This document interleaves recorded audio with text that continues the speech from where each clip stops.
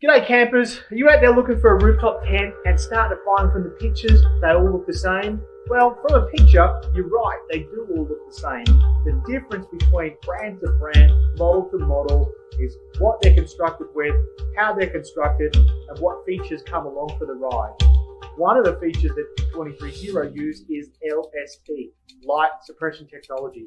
It returns you the ability to turn out the lights until you're good and ready to wake up in the morning. That means you get a sleep in when you're out camping. Unheard of in most rooftop tents. Go out, do your homework, find what features work best for you, and make a good choice. Bye for now. Hey everybody, welcome to Overland Radio. This is the All Over Overland show. My name is Michael. We've got Lee with us, and then we've got our very special guest, Marco with OvrlndX. Thanks for coming on, man. Thank you very much. Thanks for the invitation. This is awesome. Well, dude, you have no idea how excited we are. Yeah, we are like the biggest. I know probably everybody says this. We're the biggest foodies, and so the stuff that you make is unbelievable, and we're super excited about that. But I think we've got a couple things. Lee, do you have anything on the radio side that you need to talk about today? You kind Put of him put on the spot. Look at him. He's like, what? Spot. What? I don't know. This is your show, man. I'm here for moral support. We've got an event coming up in May. And I can't remember the names or the dates. Do you have the dates on the? It's May 14th and 15th, I think, or 13th, 14th, and 15th. It's the Big Iron Overland. Yes, and that's going to be in Kansas, and it's Kansas. Brutus the big. Sorry, I'm throwing things around. Yeah. Brutus, this big. What is it? A crane? I like a front end loader. It's like one of the largest bucket excavators, I guess. You know, it weighs 11 million pounds. Yeah, it's big. And there's going to be concerts and camping and kayaking and all kinds of stuff. So, More Expo is putting that on. So, if you're interested in that, anybody that's listening, make sure you check out moreexpo.com and you'll find information about that, or their Facebook page, which is just More Expo. So they're going to have food trucks too, kids play area and a vendor area as well. So I mean, it'll be fun. It's an outdoor event, and it's in Kansas. So whatever you do, bring your stakes for your awnings, because the damn wind blows in Kansas. Yeah, it's Kansas. It'll be. You probably don't even want to use your awning. Yeah, you may not. Yeah. But speaking of tents and awning, I'm going to pick up my first rooftop tent next week. Congratulations. Awesome. Got it nailed down. I'm excited. It's going to be a 23Zero Breezeway is what I'm going to start with, and then we'll progress as we go. One of our sponsors. What was your first rooftop tent or big tent that you bought? My first rooftop tent, it was inexpensive, made in China, huge tent. It was heavy. It was the whole roof of my Jeep was taken with that big rooftop tent. And as a matter of fact, I still have it. Do you really? Yes. Is it just like sitting in storage, or do you have it on someone else's rig?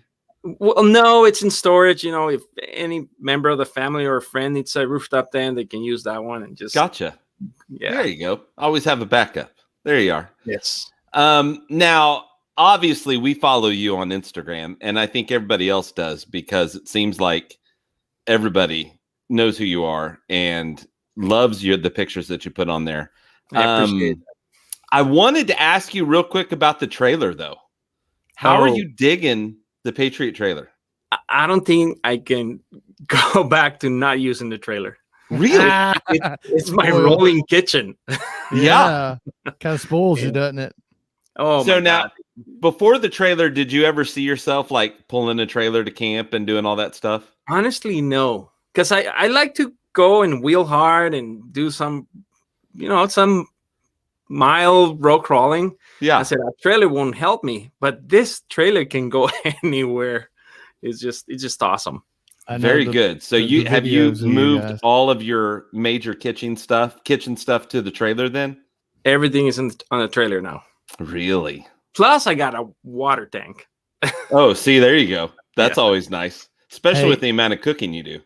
Hey, real quickly, 23-0's in the house, and in case they didn't hear us, Michael's picking up his first rooftop tent, and it's a 23-0 tent. So, big shout out to those guys.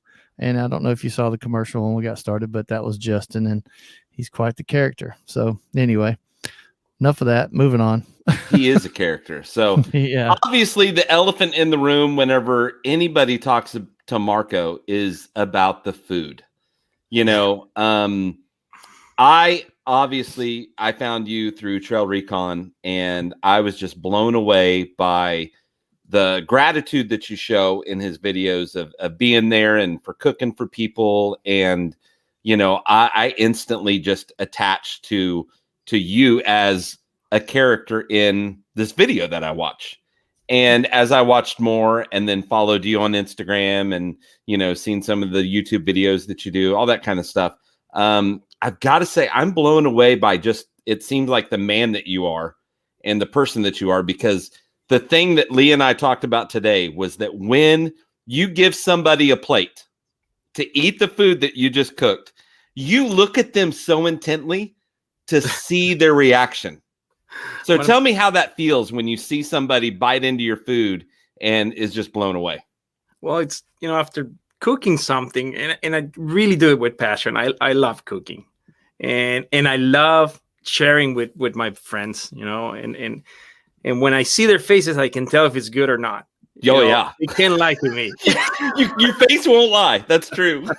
So maybe that's why I do that.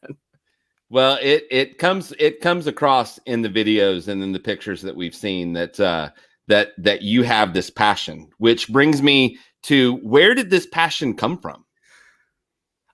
Ever since I was a kid, my mom used to cook in a wood stove, actually. Oh, and I remember those days when I was a kid, you know, and she taught me a lot of things, how to cook simple stuff and with minimum ingredients. And I think I always liked it, you know, and my wife, she has great recipes too. So I learned from her too. And I enjoy it a lot. Since my daughters were little, I used to cook for them, you know, and they still ask me for the grandpa special. There you go. Which is it's tuna salad, actually. Oh, really? They just attach it to you. So yeah. Now, obviously, a lot of us think that we can cook around the campfire and at campsites, and we brag about our food and we do all that. But it is nothing compared to the way you put meals together. And you said that your mom made things with simple ingredients. You're not doing that anymore. So when did that kind of change for you to where you started making the sauces that you make, and you know, the way you saute things, and how did you learn that? Did you just learn that on your own? Did you take a class? Did you just learn through YouTube? How did that happen for you? YouTube helps a lot. There you go. See? Yeah, I haven't taken a class, of cooking class, but I think I'm not afraid of mixing things. Mm-hmm. What's the worst that can happen? Just put it in the trash, right? Yeah, start over. Yeah, start over. So I do that a lot. Right. I do that a lot. Mix things around and test for flavor or even the color of the salsa. I try to make it, attractive, and then I think that's what it is. I like testing stuff, and I'm not afraid of mixing things. So gotcha. Now, does your wife get crazy whenever you're like, "Hey, I'm trying a new thing. Try it"? Yeah. Again, okay. How many things you gonna make today?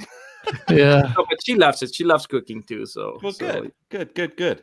Now Lee, are you ready for this? Since we were talking, he just said that he likes to make his meal look good.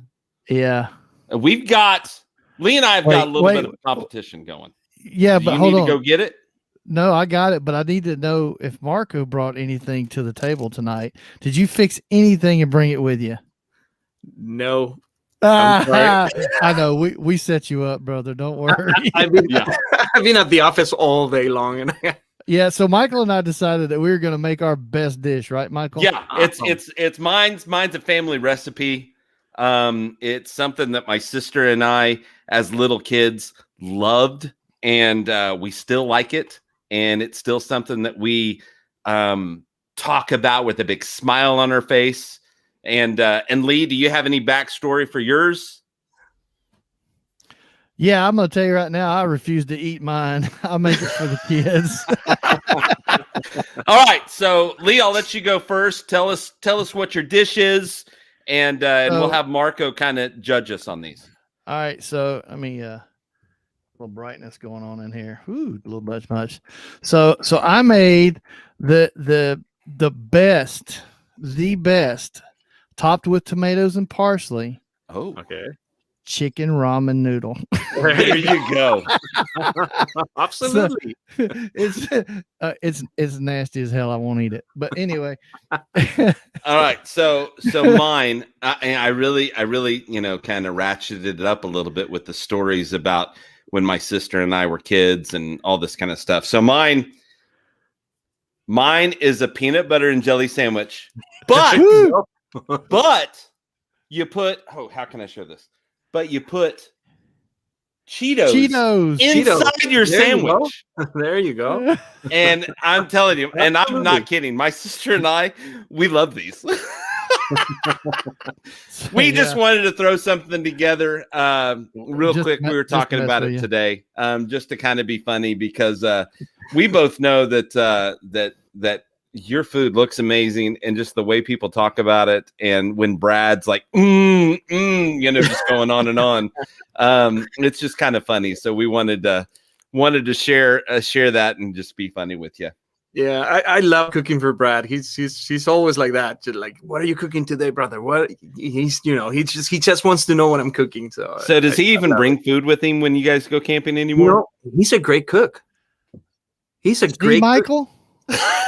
See, I don't. See? If I go camping with Lee, I'm not bringing food. There's no reason. I'm the one that has to do all the cooking, and Michael's like, he just shows up and tries to look good, I guess. I don't know, but whatever it is he's doing. I enjoy the campfire. He's like, yeah. And then of course, he's like, well, I don't really want to set my tent up. Can I just stay in your Opus too?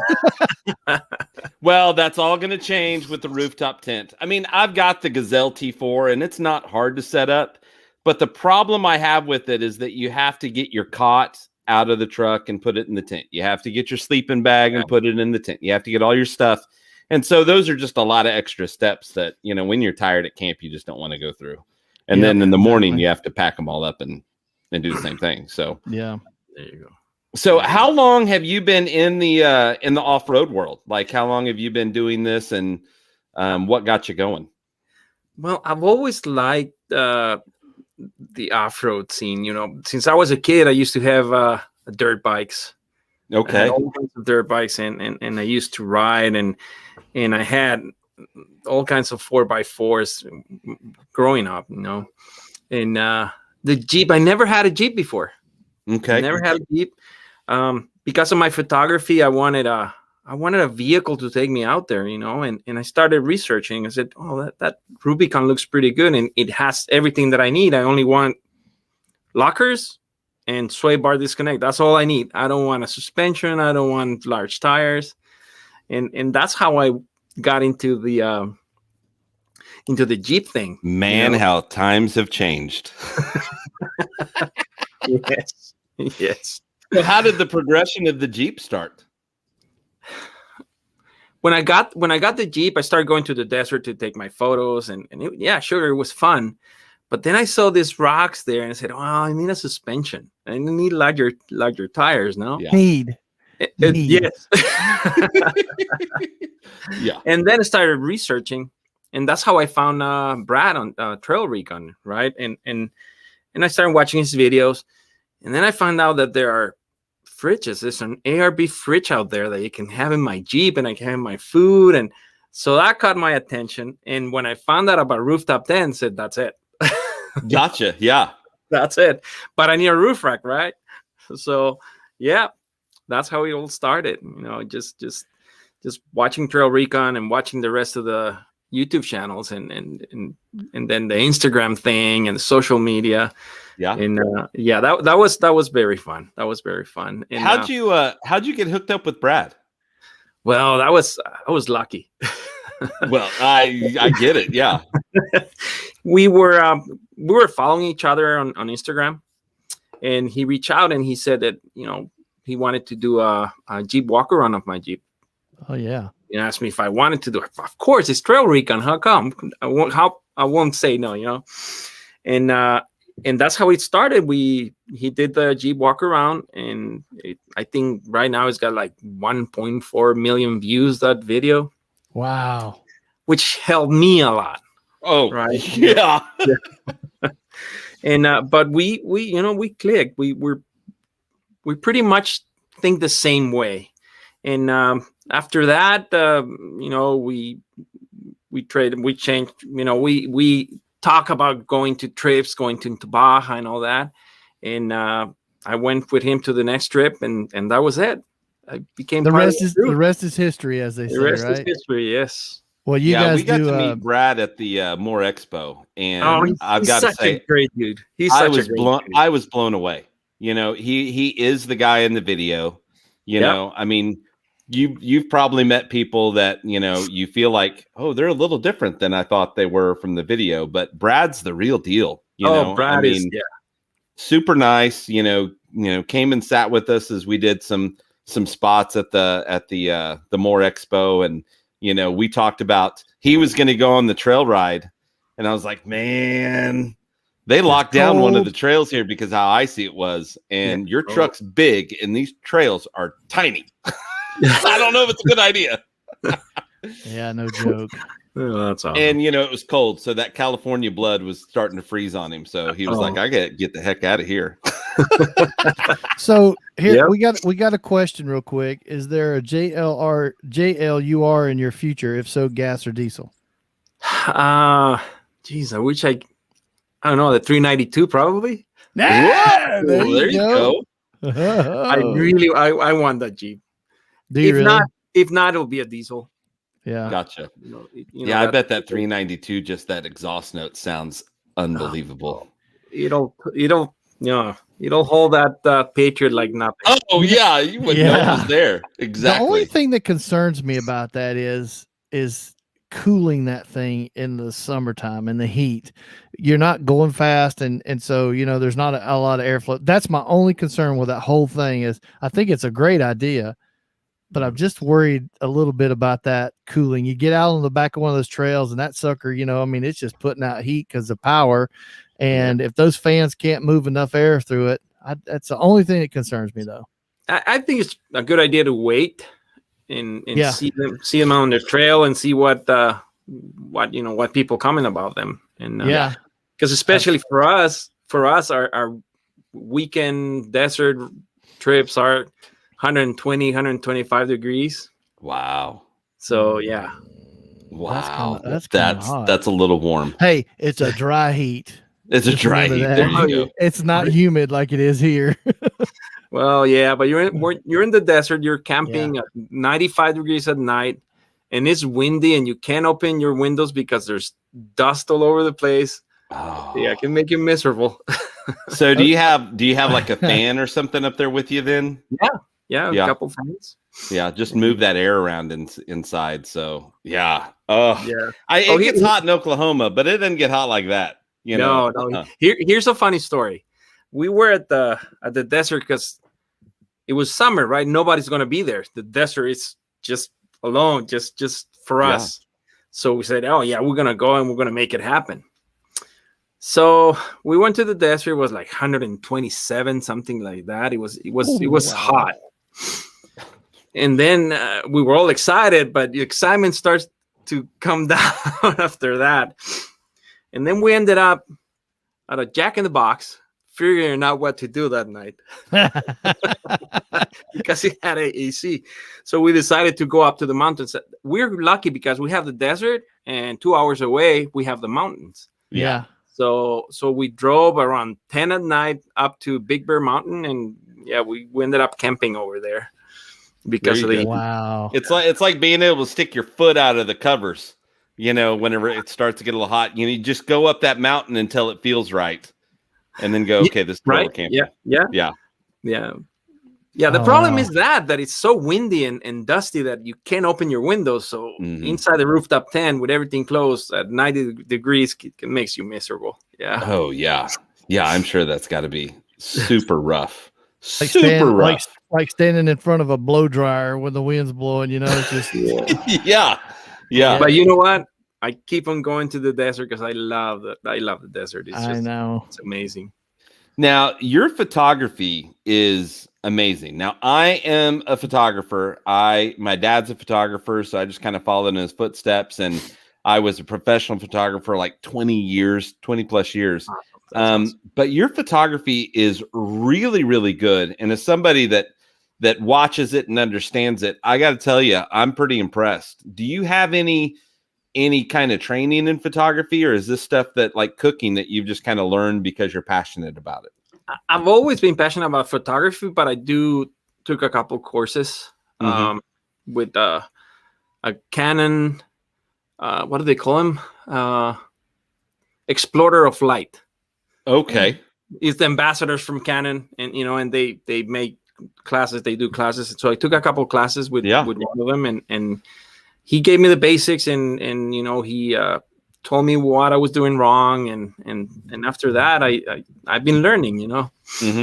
What do you use? What camera is your favorite camera that you use, Marco? My 7D, a Canon 7D. 7D. Yeah. What's your lens of choice? 70-200. There you go. f2.8. Yeah. Hey. Yeah. That's the. You got an L series? I got an L series. Yeah. Yeah. Those, man, the glass on those is just it's awesome. Incredible. Yeah. Yeah. So let's talk about some of your photography real quick. I'm going to put up on the screen, and what I'd like for you to do, for those that are on the radio, obviously can't see it, but since we're talking about your photography and just the fact that you have all this talent. Describe what we're looking at, where it was, and just give us a quick one, and we'll go through 2 or 3 of these real quick. And that's in Ensenada, Mexico. The background, you see epic family road trip. Yep. Family there. The white Jeep on the left, that's 4x4 AGS from Mexico, Central Mexico, from us. But that's in Ensenada. I think I remember that video actually. Yes, it's beautiful, isn't it? Yeah. Do you remember anything about the capture? Like what your I'm sure your aperture is wide open, but what's your shutter speed and that's probably ISOs on? That's a f2.8. That's on with my 16x35L lens. Okay. Probably 30 seconds. Wow. The ISO was probably around 800. Gotcha. So you're still able to get in the 800, so that obviously clears up the image quite a bit. You go, some of the newer cameras though, I'm blown away because some of them you can get up to 1600 and still have pretty grain-free quality. Yeah. And they will give you a preview of how your picture is gonna look. That's pretty awesome. Yeah.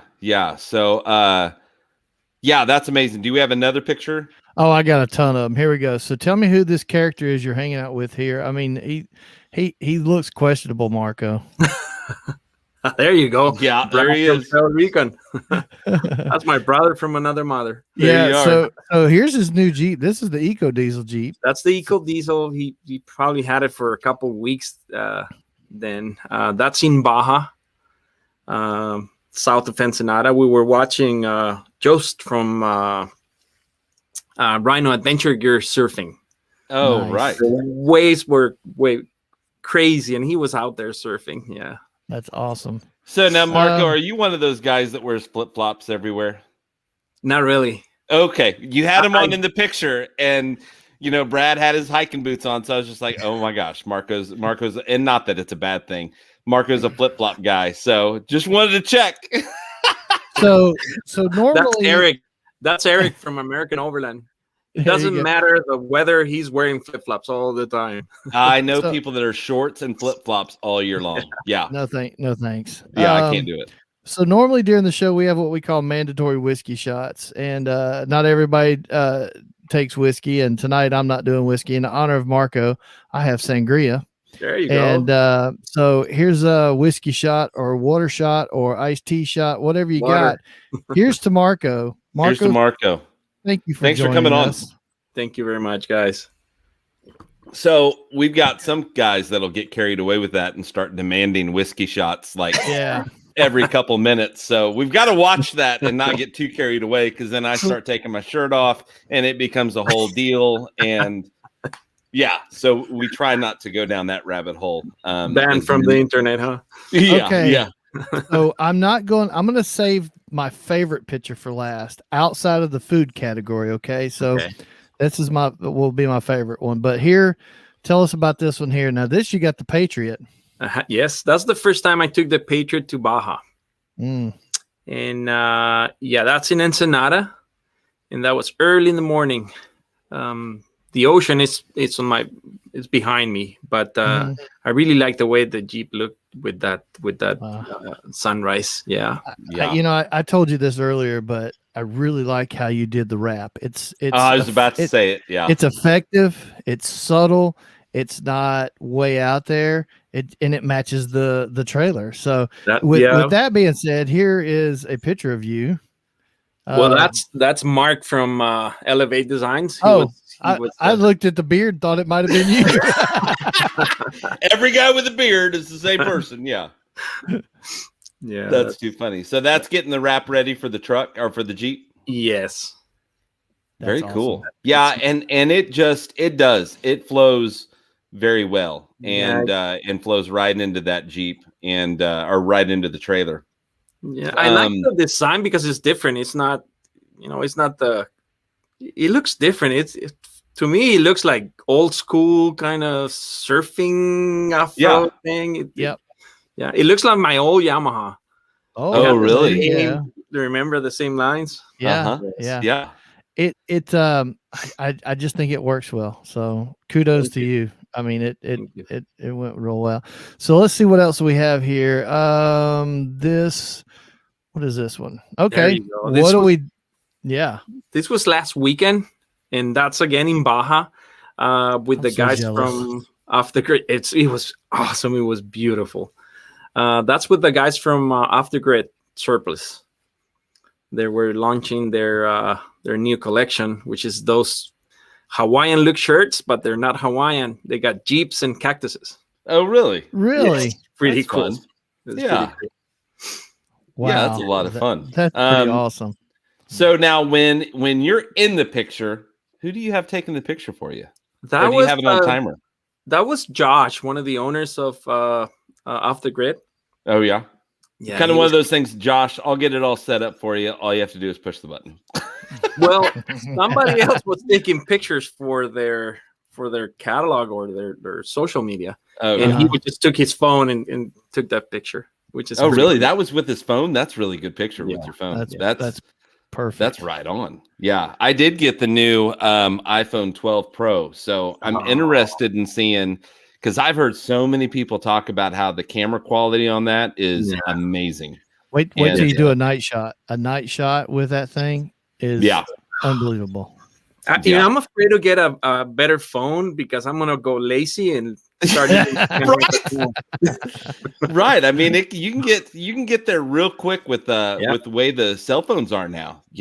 I'm glad that they didn't have this technology when I was a kid. I can't imagine being in high school and into my mid-20s with cell phones with cameras on them.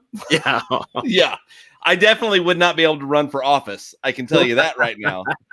My parents would not be proud of me. It'd be just a kind of a bad deal. So that stayed behind, huh? Yeah, that never happened. I don't know what you're talking about. You have no proof. What is one of your favorite meals that you make? Like when you're at home and you're like, I really want something. What's your go-to kind of your favorite meal? I love birria. What is that? Oh my God. Okay. Before you explain that to him, there's a lady that does a YouTube channel called The Views from the Road, I think. View from the Road. She made that. I'd never heard of it, but she made it. I watched it last night. Oh my God. I got to have some of this. Go ahead. Sorry.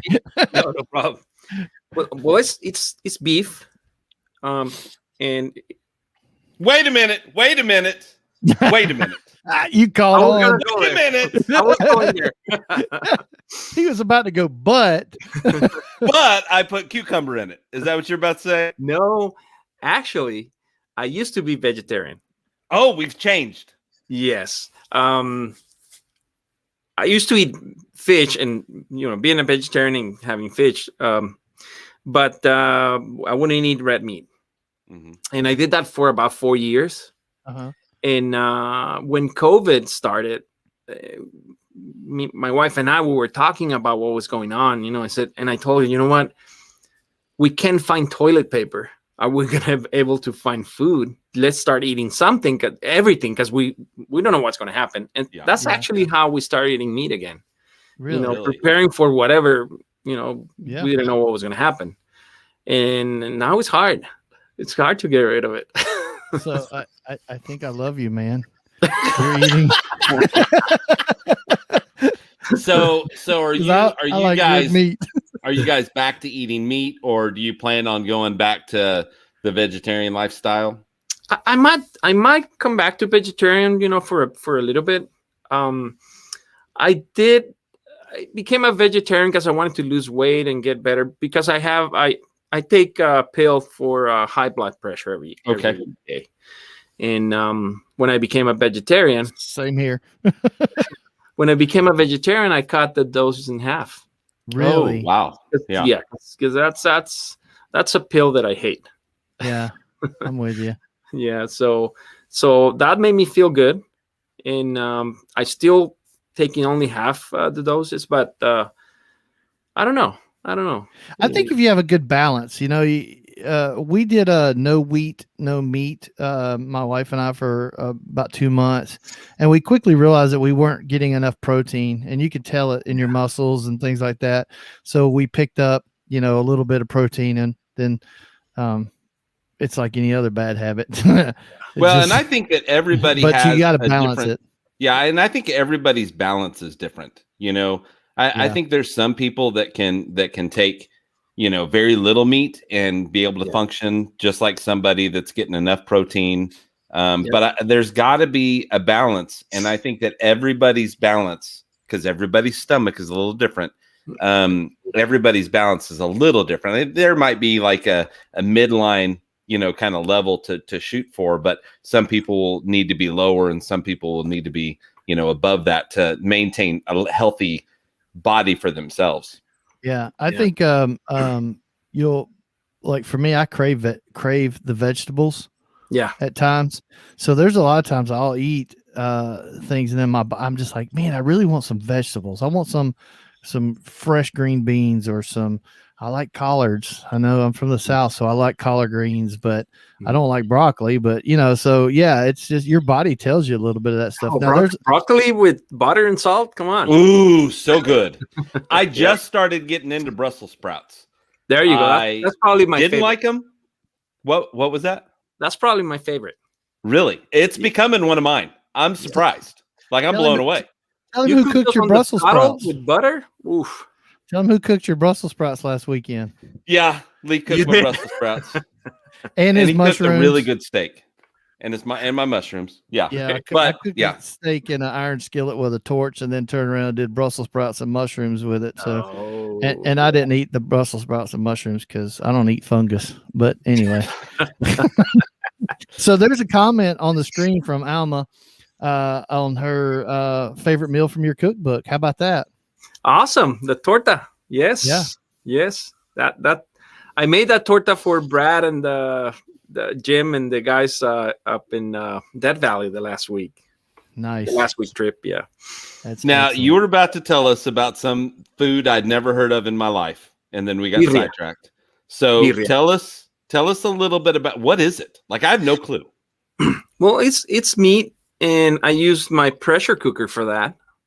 Okay, and the secret on the birria is the different chiles that you use for the sauce. You use guajillo, you use different Mexican dry chiles, and I cook them a little bit. I clean them, and I put them in my blender that I have in my trailer. And Michael, you have to cut the tips off, and you have to get all the little seeds out of them. They're crunchy, dry. Yeah. And when you put them in like a coffee grinder or something, they turn to a powder, and it gives it that real. It's like making it with chorizo. It's just gives it that dark red. Just God, it's beautiful color. Yeah, it's got different flavors that certain chiles, and I use like 4 or 5 different chiles for the birria, and I cook them and I clean them, and that's what makes the birria. That's what makes the flavor of the birria. But if you want to know more, go into my YouTube account, and there's a recipe for birria. Well, is it now? You've got all kinds of different peppers. Is it pretty spicy? You can make it as spicy as you want. Okay. Well, I'm gonna have to learn how to make it because the girl that I've been dating loves spicy food. So there you go. I'm always trying to impress her with something spicy. I'm just getting into the spicy side of it.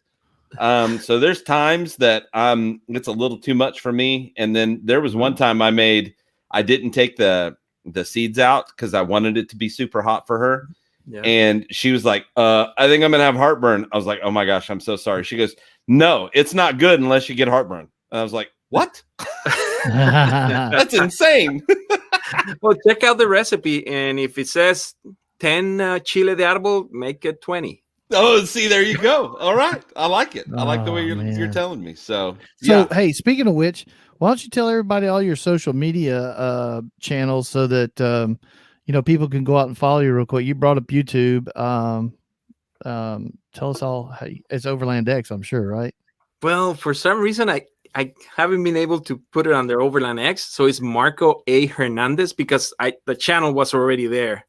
So my mistake was not to start a new one. So but it says Marco A. Hernandez. That's my YouTube channel. Uh-huh. But if you go into my website, which is OvrlndX.com, it'll take you to the channel. And also I'm on Instagram as OvrlndX, and on my channel there's also a link to the cookbook that probably going to talk about it. Yep. I was getting ready to bring that up, actually. We are. So let's hit that real quick. Let me pull this up. And there he is. Now look at this picture. I want you to see this. This is before the Jeep had the wrap on it. Yep. Yeah. Before the Patriot. Yeah, I mean, he's got is that like a towel or something hanging on your? Yeah, I would use a towel to clean up my utensils or my At first I thought you had a kilt on, and I was going to go, what? He's got a kilt? Mexican Irish. There you go. There you go. That's awesome. Oh my God, that's funny. So how many pages is the cookbook? Tell us all about it. I got it right here, and the cookbook is. Give me 1 second. Hey Lee, take the shot down so we can see. There you go. So this is the cookbook. Okay, it's got 34 pages. Yeah, we got it. Hang on, I'm gonna make you big here. Hold on. There you go. And I kind of mix it recipes with photography. Yeah, some cool photography, and how to get organized and all that. I got about 13 recipes here. I try to keep it. The more pages you put on a book, it's more expensive for whoever's going to buy it. So I'm trying to, because I'm writing a second cookbook. Nice. But I was about to ask that question. Have you shared that with anybody yet that you're writing the second cookbook? Yeah, people ask me. People want a second cookbook, so I'm working on it, and I'm trying to give them more recipes into less pages. So I'm trying to figure that out, so I can offer more with not making it too expensive. Gotcha. I bought your cookbook. I was telling you this. I bought your cookbook right when it was released. Like, I think I pre-ordered, like you had mentioned it and you could pre-order. I think I did that. When I sold my Jeep, somehow that cookbook stayed in my Jeep. Well, somebody's got the cookbook. That's right. So, and Lee and I talked. We're gonna fix that. So, I'm gonna get a new cookbook soon and be able to master or try to master some of these meals that you have in it. Now, I did try and cook a few things, and I gotta tell you, they were good, even though I know I screwed it up. Like, even though I know that I probably didn't cook it just right, it was still good, you know. And it was so much fun to cook the food, you know. And I can see exactly why you're passionate about it, because it was just fun. And coming up with like this awesome ceviche tostada at camp, it's just, you know, it can get better than that. It's that's why I really enjoy a lot. You know what I like? I like listening to you say the words, you know, because it sounds like it tastes better whenever Marco says it, you know. My thick accent. I can guarantee you it tastes better if he makes it too. Well, yeah, it tastes better if he makes it for sure. But if he says it, if he's telling you, you know, you're about to eat a tororo, whatever it is. See, I can't even do it. I think it just instantly adds like a better taste to it. I don't know, but no, I'm sure it does. Love your accent and the way you say the food. It almost sounds like art, you know. And I know that you're into photography, and obviously I've seen, you know, the way you set up a plate. You know, there you go. The way you set the food on there, I know that it's like you're painting a picture with food. I mean, if you don't want to eat that, you have an issue. Those are sopes. And I don't care if they're cardboard. I'd want to eat that. I mean, that looks so good. I don't care what it is. I'd want to eat it. But let me tell you what I have there. Those sopes, the one back here is shredded beef, but I was not eating beef, so the other one is soy chorizo. That looks like, yeah. I almost said refried beans, but yeah, I could. Okay. Those are refried beans with shredded beef and Mexican cheese, salsa. I mean, not salsa. Sour cream, tomato, queso cotija. And see, there he goes again. I don't know what that is, but it sounded good. You know, when Marco talks, it's actually kind of sexy, isn't it? Hey, I wasn't going to go there. I mean, we have just met the guy, so I wasn't going to make it super awkward, but I might have thought that. I don't know if I want to go camping with you. There could be a bro. He's taking back the camping offer. There could be a bromance here, Michael. Oh, no. I'm teasing. No, it's perfect. This is this right here is a testament to the work that you put in, not only to your photography, but just to preparing the food and the presentation, because, you know, presentation, and when it comes to eating, we eat with our eyes, believe it or not. You know, we really do. This is another fish tacos. Beer batter, fish tacos. Man. Yeah. What type of fish is your favorite for your fish tacos? You know what? Tilapia, it's great. There's a lot of people who don't like tilapia, but, you know, tilapia's got lots of flavor, and it's super easy to work with. Yeah, it is really easy to work with. I like white sea bass. Yeah, It's expensive. It's expensive, but white sea bass is, man. Yeah. Ooh. Well, that's what we cook. That's a burrito, but that's shrimp and carne asada burrito. Oh, that sounds amazing. And that photo was taken by Brad down in Anza Borrego. Oh, very cool. Very cool. Okay, now we're gonna get into my favorite photo. There you go. Man, look at the flex. Look at the flex. That's what I told Marco today when I talked to him earlier. I was like, dude, when I saw your Jeep the first time and it was doing the flex, I was like, that's cool. So what suspension upgrade did you decide to go for? Well, first, that's in Sandstone Canyon in Anza Borrego. Okay. Such a beautiful place. I went with Terraflex, and I got the CT4, which is a long arm kit. Okay. And the Jeep performs really, really well. It feels like a sofa. Really? Big sofa, super soft with that long arm suspension. I'm not using the CT4 coils though, because the CT4 coils are not made for weight. Right. So I talked to Terraflex about when I was getting the suspension, and I explained to them what I was doing, and they recommended the full long arm suspension with the 3-inch Outback coils, which are made for Overland. Huh. So the combination is perfect. It works really, really good. You could watch the videos and see your Jeep it's like this, just floating. And yes. You could tell it's a good ride. It performs really, really well.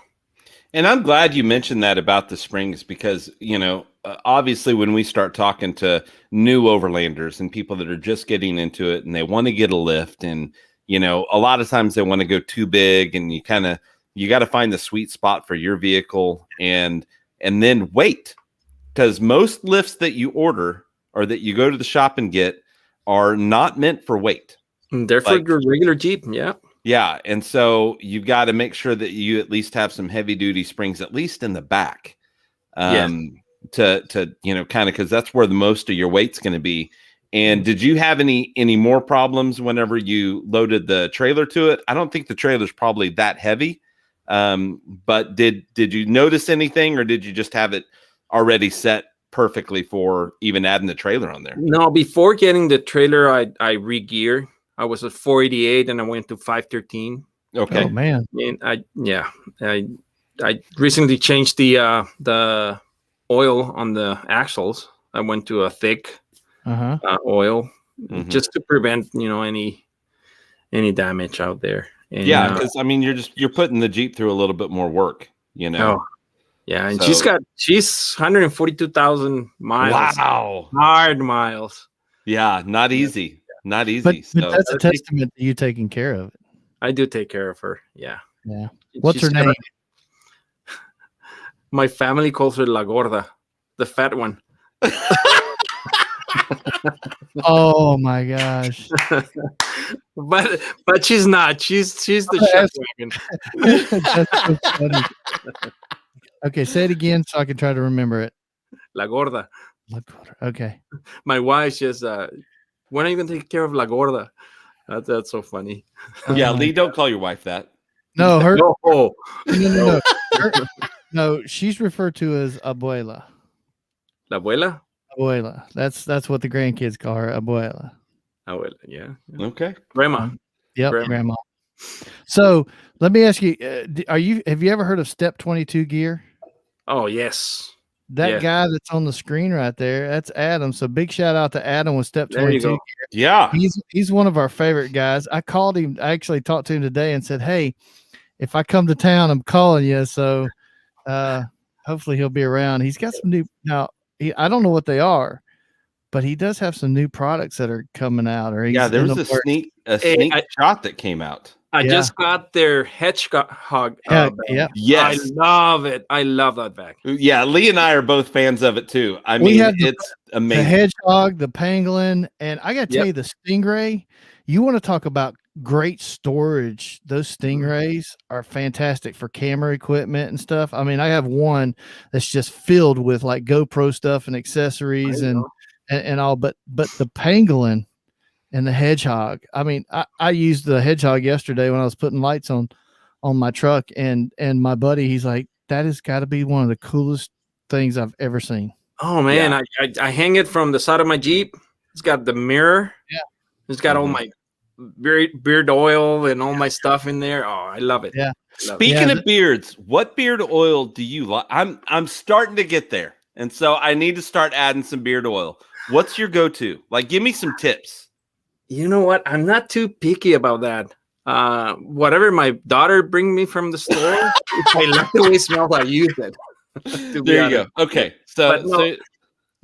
There's several brands out there. Gotcha. Well, your beard is amazing. So I only hope to someday have something remotely close to that. I mean, that's almost Mason Berry kind of beard.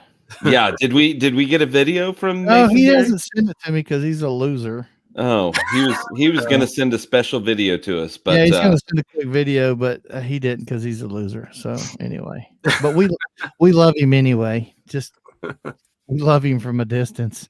Yeah, from the big distance because he usually smells like peanut butter and waffles. That's an inside joke, Marco, that I will tell you at another time. Okay. Now, are we going to mention? We didn't really talk about this. Are we going to mention the Mason Berry connection that we're making? Oh yeah, yeah. Go for it. If you want, or I'll do it. Whatever you want to do. We're gonna get a few books, and Lee's gonna send them to Marco, and we're gonna have Marco sign some cookbooks, and Marco's gonna send them back to us, and we're gonna actually. I don't know if you've even told Mason this, but we're gonna hand those over to Mason Berry. He runs a page called Blue Line Overland. And what they do is they raise money for Shop with a Cop. And that's done during Christmas for families that they're struggling. They don't have the money. These kids write a paper, and usually to qualify. And these cops pick these kids up, take them to breakfast, and then take them to, usually it's Walmart, because there's a Walmart pretty much everywhere, and give them amount of money to let them spend on Christmas.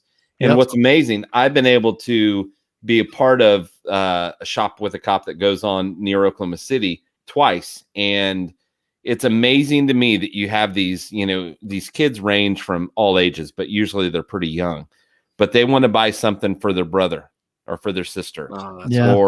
And then they want to buy blankets. Yeah, a blanket. Wow. So because that tells you a lot. It does. Yes. And if that doesn't tug at your heart and make you want to do more, I just don't know what else could. When a little girl says she wants to buy a blanket for her brother because she knows he's cold and she doesn't want to buy her own doll or toy for herself. Absolutely. Yeah. I'd empty my wallet at Walmart for that kid. Yeah. So what we're going to do is we're going to give these books that you sign to Mason, and Mason's going to be able to raffle those off on his page, and they raffle products from time to time that sometimes are donated, sometimes they buy them at cost to be able to make some money off the raffle. That, and all of the money goes towards their Shop with a Cop program. Absolutely. That's awesome. So I think last year they helped almost 30 kids or something like that. It was amazing. Yeah. So it's great that you guys are doing that. Thank you.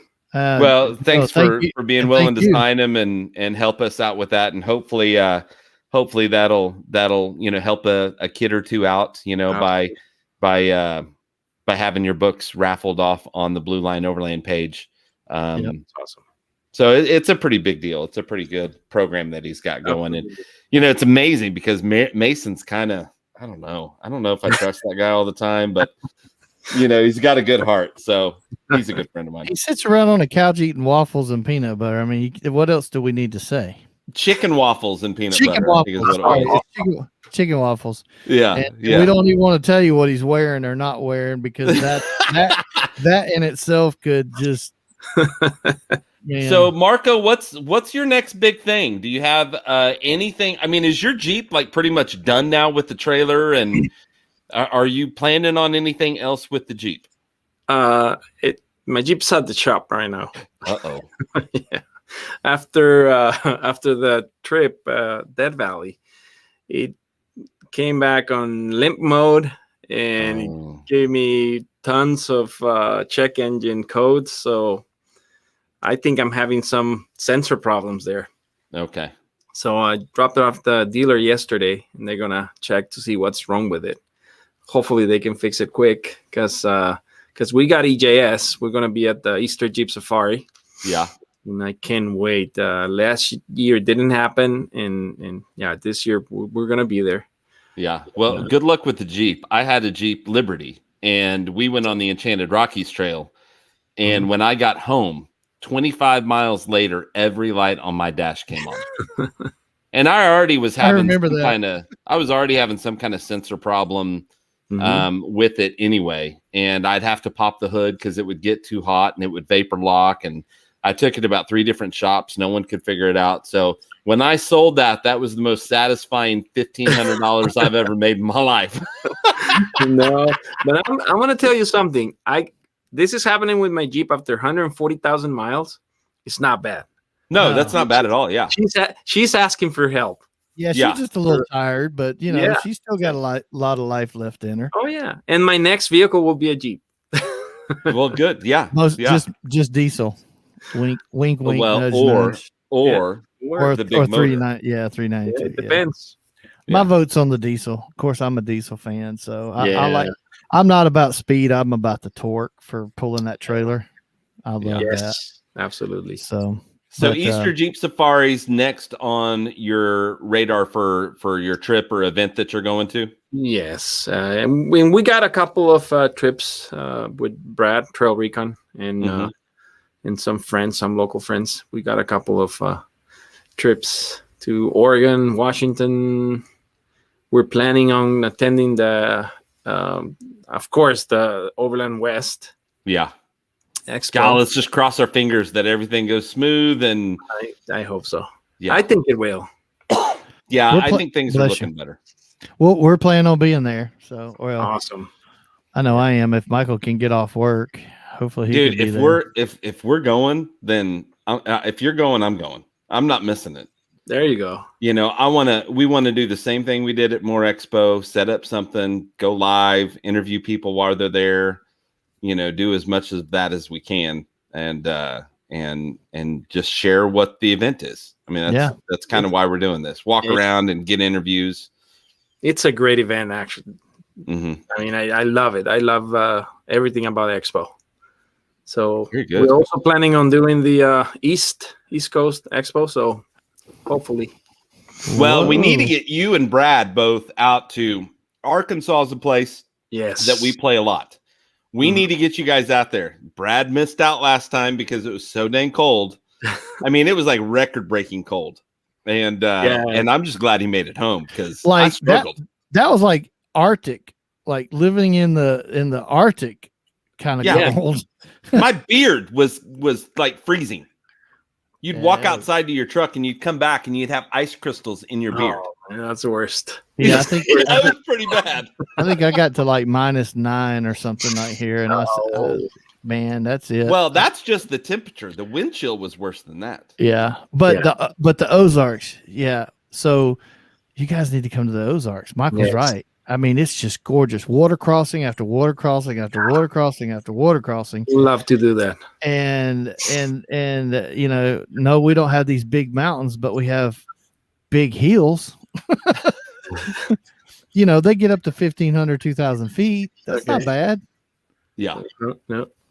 Yeah, and there's valleys. So I mean, it's a little misleading because it says 1,500, 2,000 feet, but then you look down and you're like, man, that looks kind of far, but it goes into the valley and goes lower than sea level a little bit or whatever. No, but the vegetation is beautiful. It's different. It's I mean, for us, it's different. It's not the desert. It's green. It's green. Yeah. It'll be humid.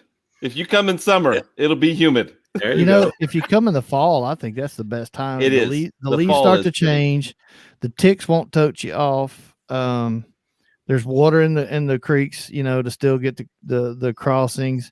The nights are nice and, kind of getting crisp and cool. So it's that perfect, 40-degree kind of weather. In the daytime, it's 70, 75, right, Michael? Somewhere in there? Oh, depends. It just kind of depends on the year. I mean, it can fluctuate, here in Oklahoma, we can have, what do we have? Like 15, 20 inches of snow total, over a few days. And then, 2 weeks later, it's 70 degrees outside. Yeah. Yeah. It's insane. I was in Tulsa in January, the first week. Okay. And the weather was beautiful. It was cold, but it was not bad at all. And I think the following week we have this huge storm. And I think tomorrow, day after tomorrow, we have severe weather moving in, so it's starting that that time of the year. That's funny that you were here because we've had So you were here. We've had Down to Mob. He's been in Tulsa. Jorge and Jessica were here, and all of them. I'm like, if I knew you guys were here, we'd take you guys to dinner or something. I mean, just at least go buy you dinner. And Sir Williams came through, and I was like, dude, if I'd have known you to here, I'd have hooked up the beer and barbecue for you. There you go. But so next time, make sure you let us know, and we'll roll out the red carpet for you. Oh, thank you very much. And you're welcome to visit in San Diego. I'll take you to the desert. See, my whole family is from California, so my grandfather decided to move the family to Oklahoma when my mom was like in grade school, and so I was the first one born and raised in Oklahoma, and all of those are Californians, and talk about how great it is. And, my grandpa will even like, well, you're Californian just because of us. And I was like, well, I mean, I'd love to say that, but this voice, whenever I've gone to California, and bought something at the register, the ladies will always like, where are you from? You're not from here. And I don't think I sound any different, but I guess I do. Well, Marco, I may take you up on that, because if the weather turns bad north, then I'm going to go south to find this trail for the Opus group. Oh, yeah. And so I got to find somewhere to go in mid-May that's not going to, be too much for everybody. So I kind of thought it might be nice down there. You still got some elevation in some of those upper, places. So you never know. You might end up getting a call. You let me know, or a text message or something going, hey, I'm heading that way. I'll see you in 3 days. Because my goal for this trip to California, for those of you who don't know, I'm fixing to leave to California day after tomorrow, is I'm not hitting an interstate. It's all going to be some type of back road. So, I mean, it'll be paved highway some parts of the way, but it'll also be, dirt roads. So I just want to see as much as I can see. That's it. That's awesome. Enjoy. I'm going to take 4 days to get to California. And who's burning up? Is that Mason? Is that Mason? Hey, we're in the middle of a show. Yeah, well, I know you're talking shit, because everybody's texting me saying, dude, are you sure these people are your friends? We were talking very highly of you. I don't know what you're talking about. That is uncharacteristic of the two of you. What I'm upset about is that you're having people send you a message about what we're saying and you're not watching it live. Listen, the boss lady said that I have to make the bed and get everything nice and pretty and do my chores. So no more playtime. All right. Well, you're interrupting our show again. Well, yeah. Well, that's what you get. I thought we were. Tell him to go get his chicken and waffles. And I'm sure it's all Lee. Yeah, it is all Lee. None of it was me. And Lee just in fact said that you need to go get your chicken and waffles and peanut butter and sit in front of the TV. I could teach Marco a thing or two. It's actually peanut butter and waffles. Peanut butter and waffles. Okay. I'm gonna make an OvrlndX inspired dish. There you peanut go. Butter and waffles with a special cocktail. It's gonna happen. Okay. Well, we look forward to it. All right. We're gonna get back to what we're doing. Bye. Oh God, that guy's a nut. Now, if you do, he would have kept calling. It just kept calling. So So if you and Brad decide, or you even just you come to Arkansas, you're gonna meet Mason, because Mason's got a pretty cool little piece of land along the river that we may all have to go stay at. Awesome, yeah. And so he's a really neat guy. He's a police officer, and what's he kind do? of. He's kind sort of a police officer. Yeah. He's kind of he has a badge. Yeah, he plays one. So I want to ask a couple questions about food and about photography. What's your go-to? And I've seen the videos, but maybe not everybody has. What's your go-to cooking gear? Your stove or how you like best to prepare your food. Timbo Tusk. The Tembo Tusk is the one that I use the most. Speaking of, look at there. There you go. Oh, right on, Gary. That was a pretty good cue, actually. That was awesome. Yes, the scuttle it's you can cook anything on the scuttle. Yeah. Last weekend we were in Ensenada. One of the guys from from off the grid, he went fishing in the ocean and he caught something, and he just filleted the whole thing, and I put on the scuttle and we had fish tacos, right? The thing was still moving. Wow. So that was pretty awesome. You're killing me, man. So you like the Timbo Tusk scuttle. What utensils? Are there certain types of utensils that you like? I mean, I'm sure you've been sent or tried all kinds of different brands and types. Just whatever I like. Actually, from my house, just a mixture of all different kind of things. Yeah, just whatever. My favorite thing is my new knife. It was built made by Lost Sasquatch. Oh yeah. You know those guys. Yeah. He just won the what is it? Fortune Steel show competition. Yeah. He just won that. And is that the one you were the big one you were just using the other day? The blue one, yeah. The blue handle. Yes. Yeah. Yes. He made that for me, and that's awesome. Probably my favorite utensil. I use it for everything. Man, if you've got the right knife that makes that slicing sound and then that thud at the end when it hits the cutting board, that is the best. Oh yeah. Yeah, that nice thud there at the end. Oh, that's one of my favorite things. So are you a non-stick or a stainless steel? No, cast iron. Or cast iron. That was my third thing. So I'm cast iron and all clad stainless. I do like stainless. I don't like non-stick, but I love cast iron. I cook them. As a matter of fact, I cooked Michael steak and his stuff on my grandmother's cast iron that was her mother's. Yeah, there you go. Now, since we all know that you're a big cook, obviously you have to take care of your equipment. I have heard so many different ways that people take care of their cast iron. What's your preferred method whenever you're done with cooking and you're cleaning up? How do you take care of it? Water. That's what Lee does. Yeah. Just boil water on the thing and just wipe it off, and that's it. Michael looked at me like I was crazy the other day. Yeah, that's how you do it. I got that sucker hot and I dumped a little water in there, and that bubbling steam just broke everything loose, the food. And then I waited for it to cool out. You just take a towel, just. Now you can't put cold water in it. Like it, right? Have I heard that there's a problem with cold water in cast iron? I do. You do? I do. Okay. Yeah.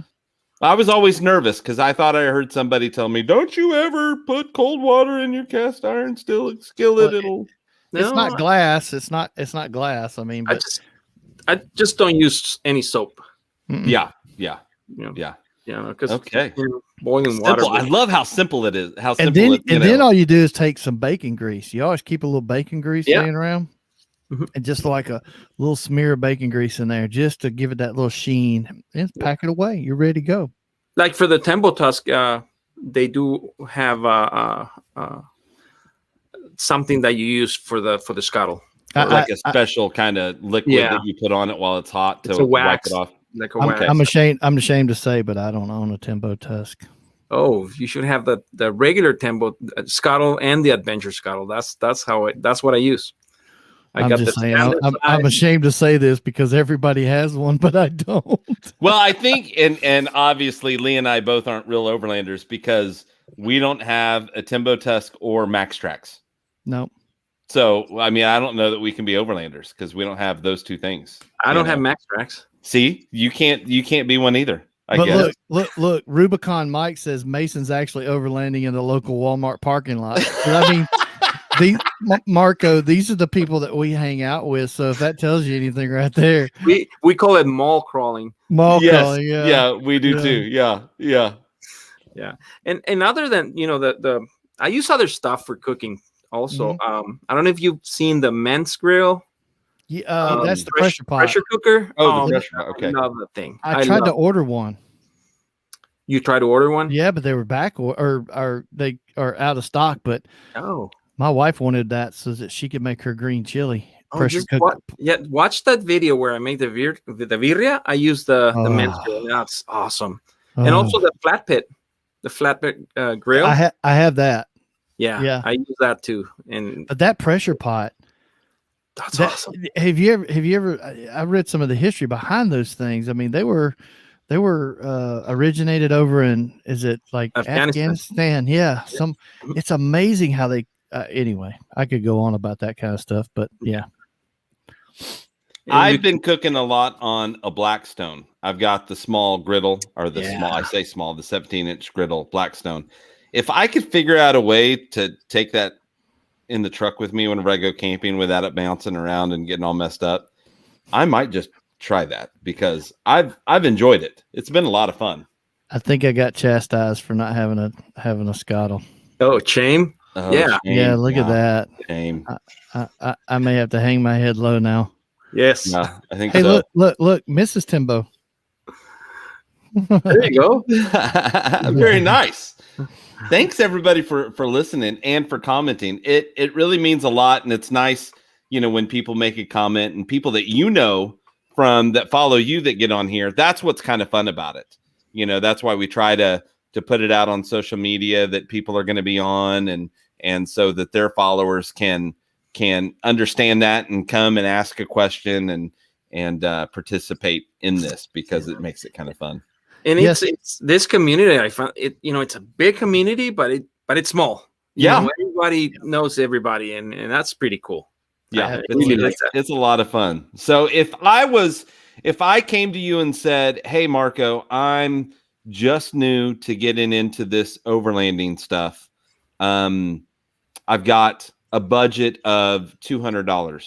Mm-hmm. What do I need to buy as far as cooking gear? What and not necessarily the item, but I mean, did you start off with like a Coleman stove or anything like that? Yes, I did. I still have it, I think. Oh yeah. Yes. Well, one thing that is very important, if you're starting overlanding, be yourself. Don't copy anyone. That's true. Yeah. Good be point. Yourself. Just have a good vehicle, reliable, good tires, and recovery gear. Yeah. Mm-hmm. You can cook over the fire. You can cook, anywhere. Yeah. But just be yourself. Don't try to be anybody else, because you're going to get frustrated. It's just, and you're going to lose interest. Just be happy out there, and also respect nature. That's one of the main things. What makes you feel really good is when you do that. Mm-hmm. You take care of nature, respect nature. Yeah, right. It's. Yeah, we do this. My daughter watches, of course, Kevin and them on Lifestyle, and she loves. Oh gosh, what's the little girl's name now? Caroline. And so she picks up trash at all the campsites, and so my daughter was like, "We're going to do that." Yes, absolutely. And so that's what we do. Most of the time, though, I think in the arc, at least where we wheel, Michael, wouldn't you say it's pretty well taken care of? Yeah, there's only been a couple times that I felt like I ran up on some trash, and I mean just pack it up and take it out. Yeah, and that, like with your daughter, I tell my daughter the same thing. Hey, here's a trash bag. Daddy's going to get camp set up. Why don't you go around, see if you can find some trash that we can, take out of the trail and take with us. So, it's those little things. I don't make a big deal of it, but I know that it's sinking into her brain that we got to make sure and pick up trash. Absolutely. And another thing that is very important is just Google it. Go online, because the desert is different than the forest. Yeah. The desert is so dry. There's not enough bacteria to take care of your down things. Poop. Yeah. Yeah. Yeah. So you need to pick that up. Yeah, believe it or not, in the desert, dog poop will make a big impact. Mm-hmm. Really? Yes, because there's no bacteria. It's so dry that there's and I never really thought of it that way. Like I never, you just think that it breaks down, but yeah, if there's not the microorganisms there to break it down, then it's just gonna dry up and stay. And there are simple things like do not bring wood from a different area, because the same thing. Thing. It's got a bug inside of it that now it ruins the whole, ecosystem there. Yeah. I like these pop-up fire pits and a bag of charcoal.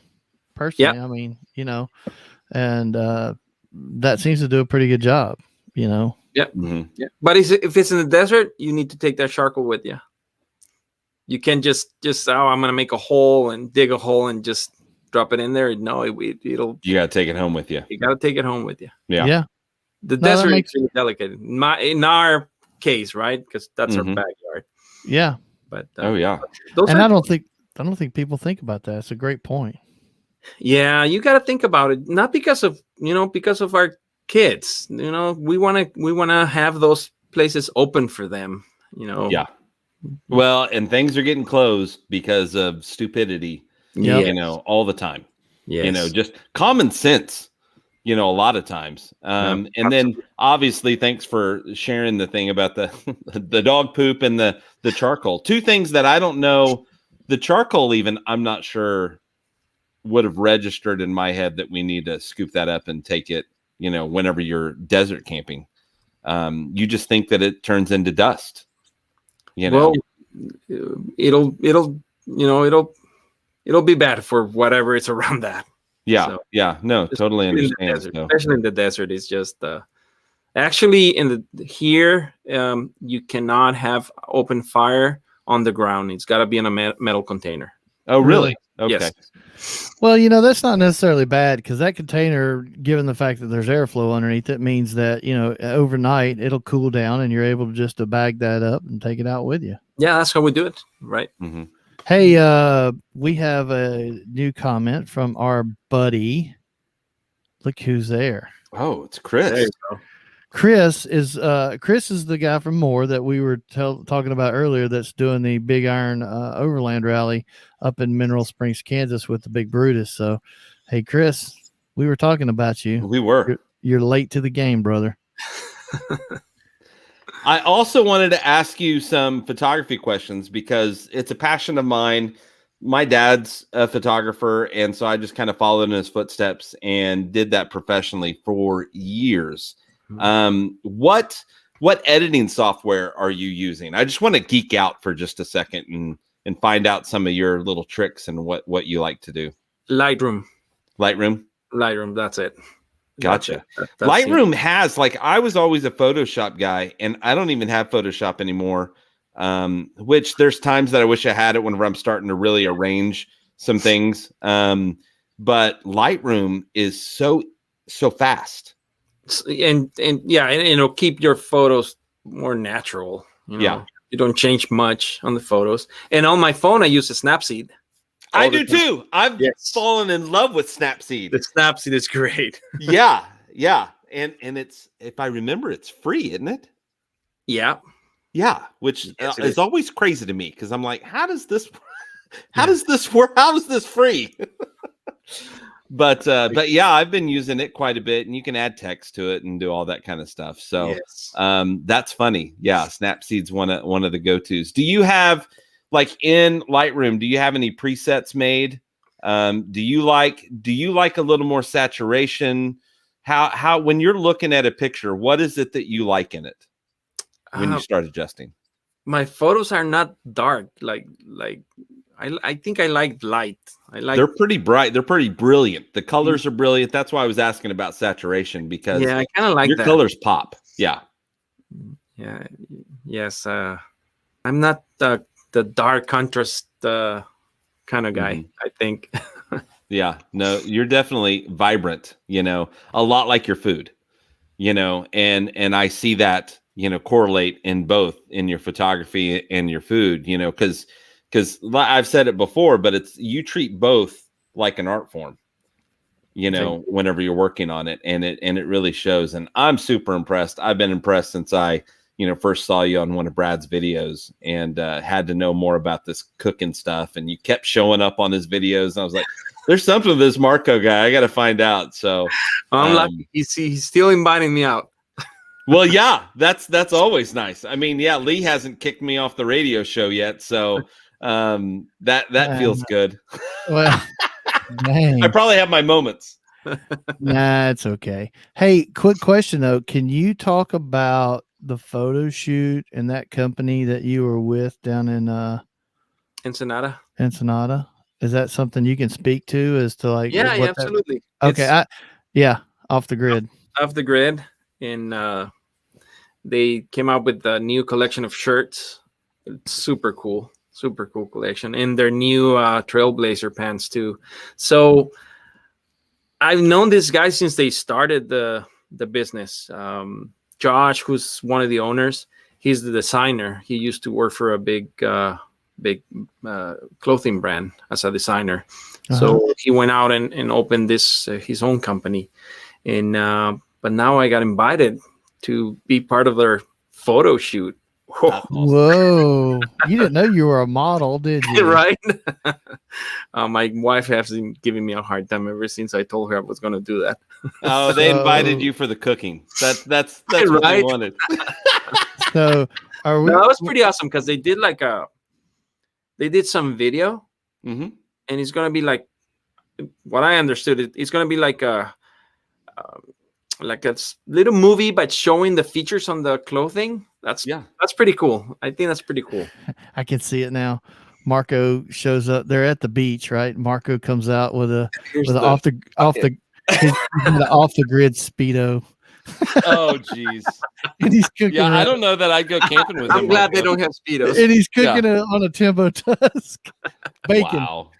Bacon. Yeah. No. I Power think Wagon Okie has a question he wants to ask because he Yep, asked it. here Yet? it is. Okay. Yep. If you had to pick only one meal forever, what would it be? Ooh. Fish. Fish. I can eat ceviche all the time. Oh, there you go. There you go. I do like fish. It's that California in me, right? Family of Californians. Yeah. I'm excited about that off the grid stuff. Really, I started looking at it after we talked today and looking around. That's pretty neat. Looking promising. They got really, really cool gear. Yeah. Absolutely. Now you got the second cookbook. We've kind of talked about that. You're working on one. Is it going to be very different from the first one? Are you going to branch out in different types of food? Or, I mean, I'm sure there's so many recipes that you have that you could share with us, but can you give us a little taste of what the next cookbook might be like? I wanna show more salsas, different ways of making salsas. So, I wanna have a section just for salsas, all kind of salsas. And I want to be mixing the photography too. I think it's a cool idea to have off-roading photography and also the recipes and maybe some history. I don't know. It's a lot of work writing a book. Oh, I bet. But because you're doing the photography, the food, writing. Like you're doing it like all of it. So it is a lot of work. Yes. Yeah. Most cooks only just cook the food and rely on other people to do all the rest of it for them. But you like to. It sounds like you like to really be immersed in the process and do it all. So I think it makes it really fun. Oh yeah. And I enjoy doing the whole thing. Because I can. I don't have to go back and redo it because I like it the way I did it the first time. So I think that helps a lot. Yeah. The satisfaction just goes up so much higher whenever you've got, when you're more involved in the processes and all that kind of stuff. So, man, I got to tell you, amazing work. The food is amazing. The cookbook is awesome. I can't wait to get another one because, like I said, I lost mine's in the Jeep somewhere. Someone owns it and is enjoying it. So that's good. Your photography, coming from a photographer, your photography is amazing. I'm telling you, that means a lot. That means a lot to me. Thank you. And it means a lot to hear you talk about it and to share some of the things, like Lightroom, something you use, and just to talk about it enough. I could spend hours talking to you about photography, but most everybody would be bored out of their mind. So we won't do that. Now, tell us again how we can find you on Instagram and on YouTube. Now, are you on Facebook much? I know you have a page. Do you which one of those do you prefer?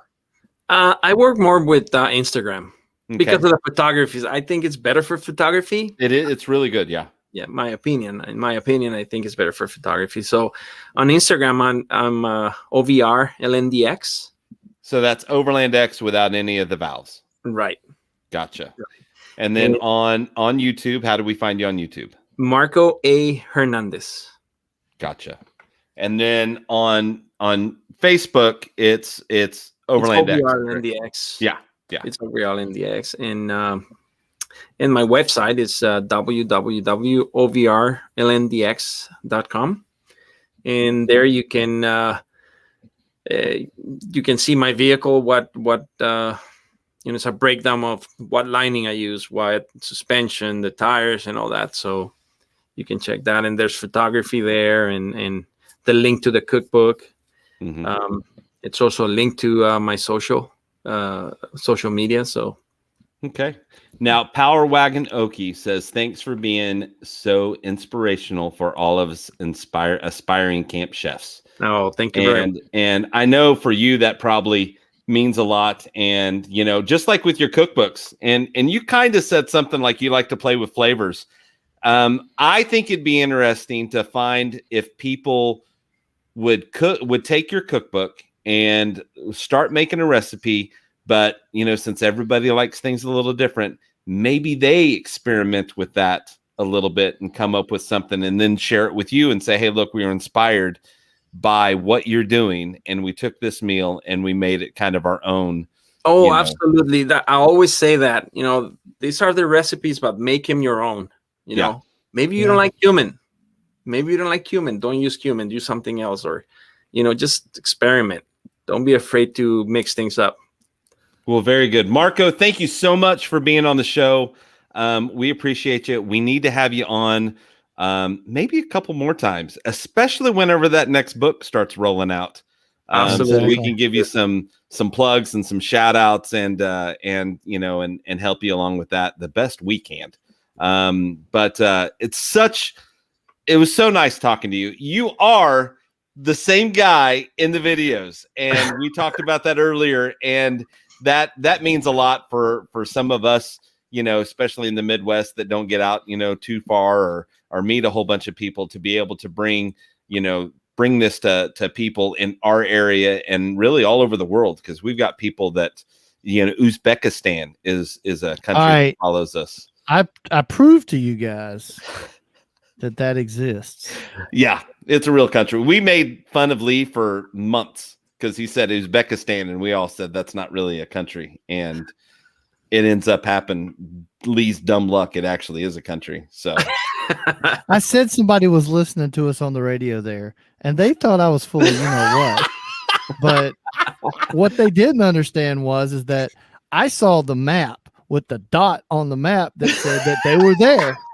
I think he pronounced it weird because of his Georgian accent. I think it just sounded weird when he said it. It is. That does happen. That's it. Funny. Well, again, Marco, thank you so much for coming on. We're gonna let you go and let you get back to you're at the office, so you got to drive home and do all that kind of stuff. Or is the office there at the house? No, I'm driving home. Okay. Well, you be safe going home. Thank you for coming on. Stick around even as we close up the show. Just a few things we want to talk to you about before we actually let you go. But we're going to wrap up the show. Lee, thank you for everything that you do, pushing the buttons. I really appreciate it. Everybody out there, thank you for listening. And whatever you do, make sure that you always go all over. And buy Marco's cookbook. Yes. I appreciate you guys and everything you do. Thank you so much.